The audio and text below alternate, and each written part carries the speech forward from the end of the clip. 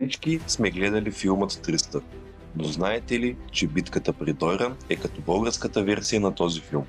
Шепа храбреци, които спират многократно по многоброен враг със смелост, тактика и непоклатим дух.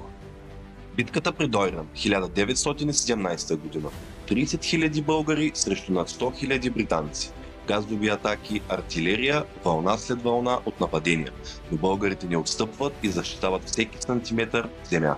Под командването на генерал Владимир Вазов, брат на Иван Вазов, българската армия успява да отблъсне многократни британски атаки край езерото Дойран.